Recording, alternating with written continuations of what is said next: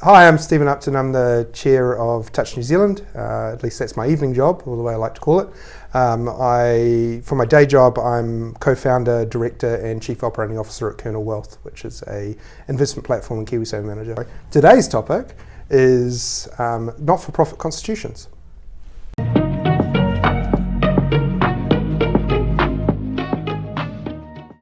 Hi, welcome to Governance Bites. My name is Banicevich, and as you just heard, today I have the pleasure of spending time with Stephen Upton. Stephen, thank you very much for your time. My pleasure. Really appreciate it. Looking forward to this conversation about not-for-profit constitutions, because as you noted when you look through my history, I have one video that's focused on not-for-profits and haven't really done anything since, so there's a lot more that can be delved into. So around constitutions, I guess an interesting starting point is that any group of 10 or more people in New Zealand can create an incorporated society. It's not hard to do. You have to have a name, you have to have a governing body, a committee of some sort or a board, a constitution, and contact addresses. Before that though, it's really important that an incorporated society has a purpose. What's the importance of a clear purpose? To be clear about what we're trying to achieve here, I mean, whether it's an incorporated society, whether it's a company, whatever the legal structure is, it's like, why is this group of people coming together and can they all agree over what we're trying to achieve collectively? And actually where that gets muddled or is often assumed or presumed, that's the challenge. So then you get into constitutional drafting of purposes or objectives or objects, and it just becomes a laundry list. So then you end up with a lot of unclarity, and that can set up the organisation for, unable to meet its goals or things don't get achieved. Yeah, we had a chat about this, I think late last year, where you were talking about the organisation or an organisation you're involved in that had this massive list of objects in its constitution, and one of the challenges was trying to narrow that down to a more manageable list for the purpose. So what are the challenges around defining the purpose clearly and concisely?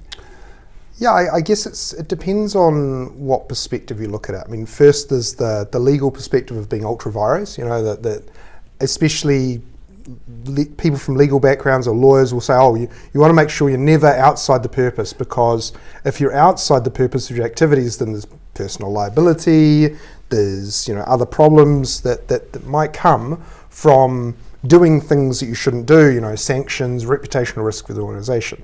Often, again, from my experience, those are overplayed. That we're not talking about a sporting organisation suddenly getting into political donations. That's clearly ultra vires. Yes. But too often, as a result, people want to put a whole lot of verbs into the objects or the purpose of the organisation, and then it becomes confused as to what's happening. So I guess that's the first one. The second is that in the drafting of those founding members or who is tasked with the paperwork, that often there's just a lot of compromise and consensus. What else should we put in here?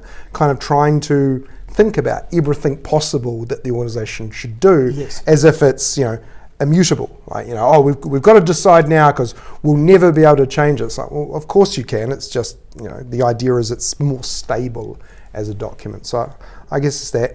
And then third, that by being clear now, you avoid those confusions and those those unclarities for the future generations of the board or whoever is involved within the organisation. The risk, as you say, when you get lawyers involved, it becomes very much like, if you remember back to the pre-1993 Companies Act, when you used to have articles of association, and there'd be exactly that, right? A massive laundry list of all the things that this company might do in the next 100 years, and to the extent that they just became useless. And so they threw them out when they wrote the Companies Act in 1993. So yeah, I guess you want to be broad enough in your wording that you're not constraining yourself to a very narrow set of swimming lanes, but direct enough to say, well, the organisation exists for this reason, and anything that's associated with that reason is okay. So what advice would you give to an incorporated society that's trying to define its purpose and going through this journey of perhaps a shopping list or? Yeah, it's taking stock. It's really considering that it's. The sharper it can be, the clearer you make it for yourselves, the clearer you make it to your membership, the clearer you make it to your future membership, the clearer you make it to future board members, to people interested in your organisation. This is what you stand for in terms of future funders or whatever. If it starts to be too vague, too broad, then you can actually lose momentum and lose the opportunity there. So don't be a laundry list of verbs. That's the other one. Just because it's not directly covered, there's an implied, like you said, that we're working in this area of sport or this particular sport or arts or the community or whatever. If you're setting something up for the communities of Wellington, don't then do activities in the South Island, because clearly you're focused on Wellington, and that's who your intended membership are. And if a second organisation, or if you want to change that, do that in the future. Don't be afraid of it, but just try and be a bit more precise if you can, because it overall helps. Otherwise, the main thing doesn't become the main thing. Yes, and I guess as you imply there, if you ever get to the stage where the purpose of the organisation fundamentally is changing, you change the constitution. And you should. That's the idea. And generally, if you're in a sports organisation as a subgroup of not-for-profits, your purpose to some extent becomes quite clear, right? You exist for the purpose of promoting and developing that sport. Yeah, a little bit. How does it expand from that? How does it go beyond? We exist for example, to play touch in New Zealand. Yeah. So look, that's an interesting one, because it's where different organisations can overlap at different levels. So when you take a standard sports structure, you've got your clubs, which then feed into a region or a province, an RSO type environment, which then feeds into the NSO, the National Sports Organisation. And so, the interaction between those entities, that if it's unclear as to who's responsible for what, then you can actually end up with quite some confusion. And maybe the NSO is responsible for the rules of the game, but the RSO is empowered within their territory to do things to promote the sport. And actually, the NSO is not promoting the sport other than making sure that the sport is known, or the media. And actually, the NSO's primary purpose often becomes high performance. So facilitating those teams, facilitating representation, facilitating the events for the provinces to be able to come together, and less about people necessarily going to their local club or going to their local module, because then you get into the value exchange. So it actually can be quite confused.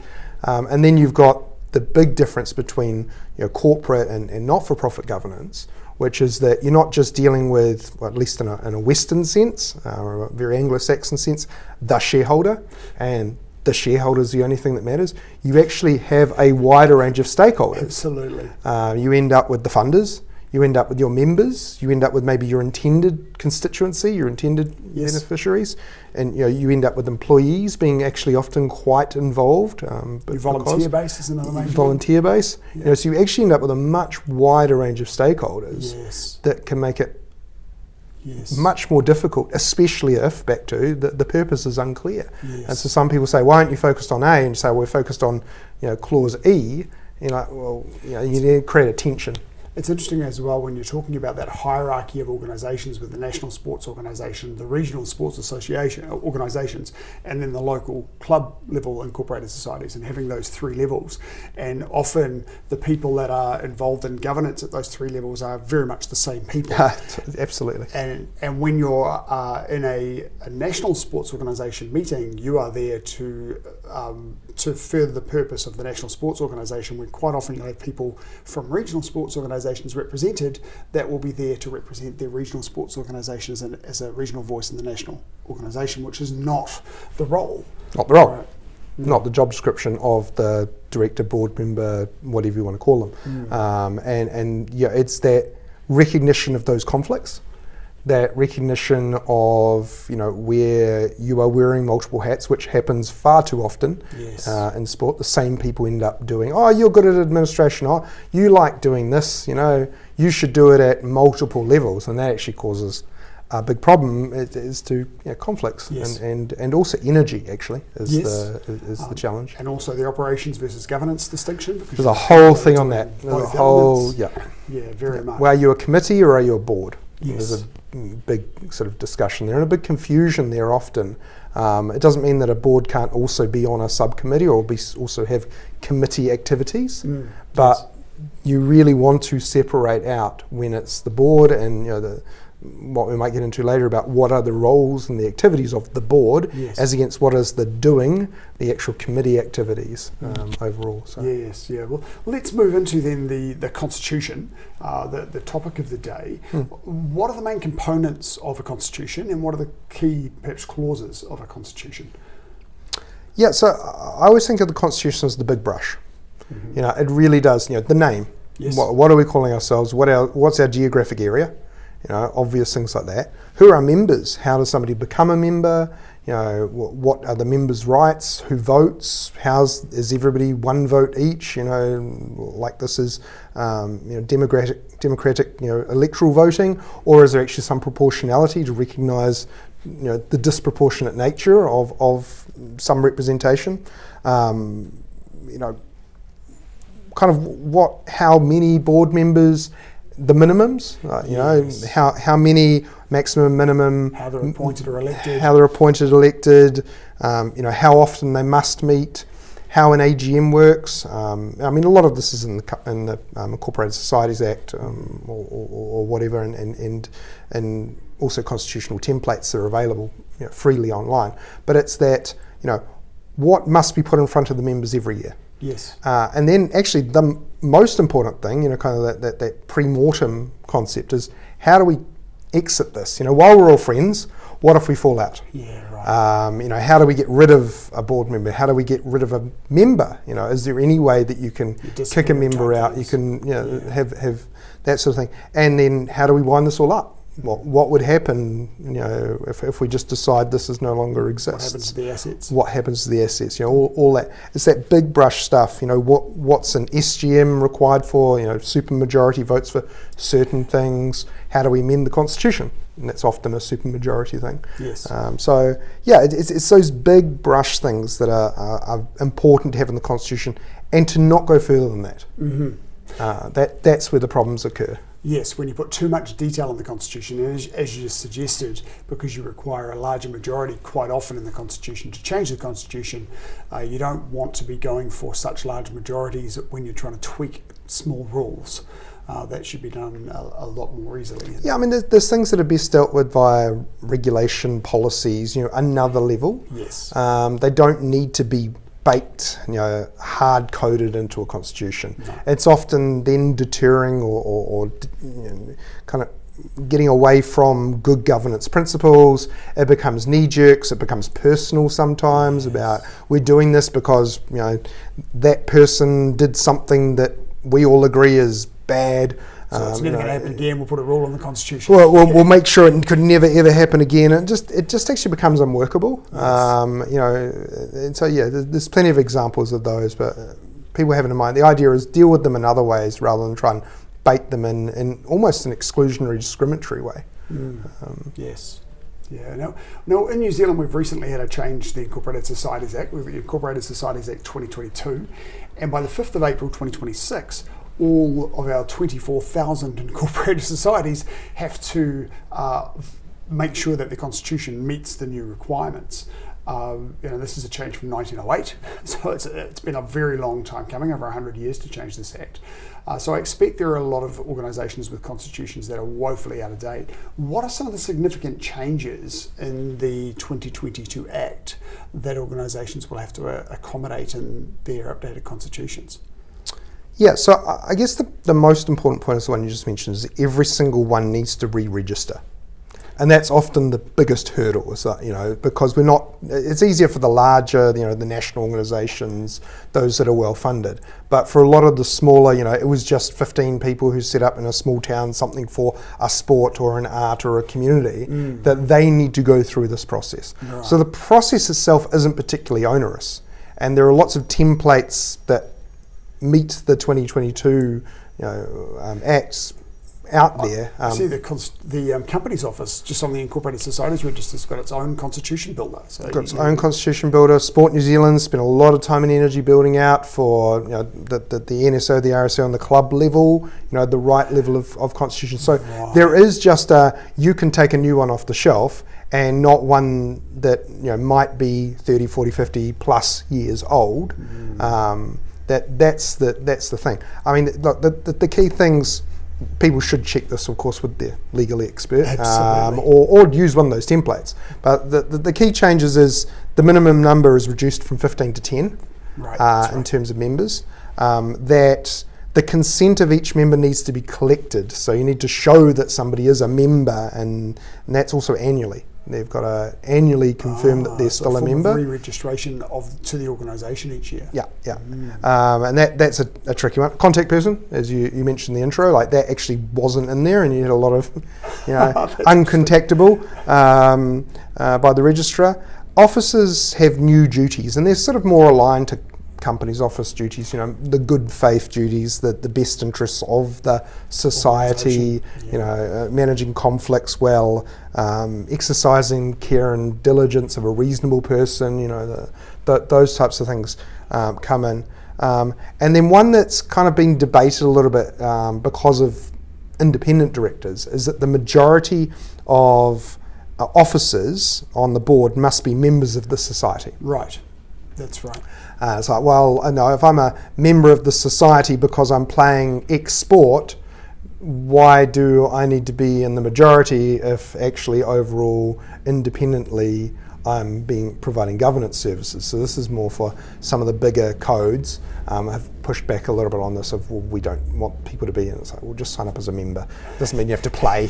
It doesn't mean you have to be out there on the field to be a member. That doesn't commit you to participation. Can those members of the board be appointed or elected? Both are possible. How they make it to the board, but they must be, half of them must be members. There you go. Yeah, I was involved in an organisation where the constitution was 3 elected and 3 appointed, and they're changing the constitution so that it's 4 elected and 3 appointed, so that the majority is always going to be members. But it could simply be a matter of appointing a member to make up that majority. Well, that's more about that the membership has chosen the directors rather than this, Yes. presumed to be less democratic route of having, other methods, whether that's the board co-ops or whether that's you have an appointments committee made up of, a group of people from both inside and outside the organisation. Often, again, you make up these committee regulations as you like, but it's the membership must believe that they are representative, and that's a big part of making sure that you've got the right people around the board table. Is not just saying, well, we've been elected the whole lot of homogenous people, same profession, same demographics, same skill sets. We need ways to broaden this. So that's where actually this elected, it sounds good at first glance, but it's actually can lead to a whole lot of problems within, and then how people get on boards anyway. Like how many people really want to be elected on boards, I think, is over presumed. In minority sports and smaller organisations, it's often quite hard, as you suggest, to get the right skills onto a board. At the majority, the larger sport level, you got the clout really to go out there. It's prestige. It's just prestige. Right. Either it's free tickets to whatever major sporting event, or there is a reasonable board members fee associated, or there's just other side benefits maybe to being in. Getting the right balance of skills for smaller organisations can be very hard. It can be very hard. Yeah. In your experience then, and I guess I may answer this when I ask the question, in terms of the change for these constitutions, does it tend to be a major rewrite of an existing constitution, or tweaks around the edges? If you're moving from what you've got now to one of these templates, for example, my suggesting an answer would probably suggest that much older organisations with very old constitutions probably need an overhaul, but it would be fair that some of the newer entities, it's really just quite small tweaks. Yeah, I guess for anybody that's been involved with legal documents, is at what point do you restate? At what point is just an amendment enough, and at what point is actually a restatement easier, better, cleaner overall? So I think that there are definitely some more modern constitutions out there that are already compliant, because they've brought in more modern governance, last sort of 15, 20 years. Yes. And there are some that are 30, 40, 50, 100 years old, and this might be the first time that they've been dusted off and actually looked at. And so he goes, oh, where is that thing that someone calls the Constitution? And that's probably a good sign to say, look, just take a template off the shelf. And put that one back for dusting, but probably, as you said before, get some legal advice. But as a starting point for any organisation, you'd probably want to look at some of those templates, whether it's the Constitution Builder on the Companies Office website or Sport New Zealand, and just look at those relative to what you've got now and see whether it's better just to modify the template or tweak what you've already got. Yeah, and seeing as you're having to go through this process, it's a good opportunity to dust it off, to digitize, to modernize, to make sure that it is fit for purpose, and in that also fit for the purpose, that the purpose is what you intend the organisation to be, and you're going to have to get the members to agree to this constitutional change anyway. Yes. So you might, at least to start with, want to propose. Do it once and do it right. Do it once, do it right, or at least put forward where we're having to spend time and energy on this, which most people don't want to spend time and energy on. So we may as well look to include things that have always been inconsistent or have caused challenges in the past. And then if you end up having to wind them back to the status quo, so be it. But at least it's an opportunity would be the way to look at it. How are you going about it with Touch New Zealand? So look, our constitution is relatively aligned already. There is just a few tweaks that it will be required to that one, but it's more with the provinces and the clubs just getting the message out. That's a big part. That some of the constitutions I've looked at are from the 70s and 80s. They are in need of a complete rewrite, and this is a good chance for those organisations to really come into a sort of modern governance environment, start to separate out governance and operations, start to be clearer, prescribed offices, the president, the secretary, the treasurer. Those are really kind of archaic ways of looking at something. Very much. It's more, these are the people, and if we don't get the skill sets we need, then we will go and get those skill sets, rather than, the treasurer is resigned, now we need to go get another treasurer. I was like, well, they're really, the treasurer role and the secretary role are really management positions, not correct governance positions. Correct, the committee thinking. Yes, yeah, very much. So, and I think you suggested this before, the biggest challenge quite often in this change is communication with the organisations and making sure that they're aware that they have to change and getting them motivated to do so. Because often, as we talked about before, in a sports organisation, your members can be quite apathetic, right? They're there to play sport. They're not there to make sure that all the documentation and stuff is in order. No. Yeah. And again, it depends on the level of revenue through that organisation. It depends on the various stakeholders of that organisation, whether there are funders involved, whether, how big the organisation is. If it truly is 10 people who have incorporated, and there's an incorporated versus unincorporated discussion here as well about, well, there are some benefits of incorporation, but those benefits of incorporation may not outweigh the costs of incorporation. Yes, it removes the personal liability, the direct responsibility for debts, but do you really need that? Are you taking on material debts? So there's a little bit of some of these smaller clubs may just choose to be unincorporated because what's the point? It's actually a very good kind of one-page memo or cheat sheet on the Sport New Zealand website as well about incorporated versus unincorporated, so people can go through the comparison, because it's not required. You don't have to be incorporated. It's just at a certain size or scale it makes sense to be. Yes, and as you say, if you want the separation of personal assets, that's the biggest one. That's the one that people worry about. The costs really that high? Are they? You've got your annual return that you have to do. You've got to keep your constitution or to have an AGM. Are the costs over? I don't think it's about cost. I think it's about burden. Yeah. I think it's that someone has to do this or else you'd be deregistered. Someone has to prepare the annual financial statements. Although there is back of a napkin, really is good enough for a lot of organisations. They have Tier 4 reporting standards, which is very much cash based, very very simple. Doesn't need an accountant involved. It is just literally the bank account, which you really should be doing anyway. Well, you'd think so. again, if it's multiple people involved, maybe multiple people want to know where the money went, where the money came from. But again, it's horses for courses. It's the right size of governance, the right size of organisation, the right size of of transferring of risk for how many people and how much money is going through it. Right. Yeah. Well, one final question for you then on this one. What advice would you give to somebody who is joining an incorporated society as a director? I think it's know the purpose, align to the purpose, because that's what you're there for. Check the purpose. I mean, there are hygiene factors that I'd be looking for. Do they have filings on the register? Are there AGMs and annual reports available? What are the financial statements? What are you getting yourself into? There's quite a few people who say, "Oh, yeah, I'll help you out," and then like, "Oh, what is this?"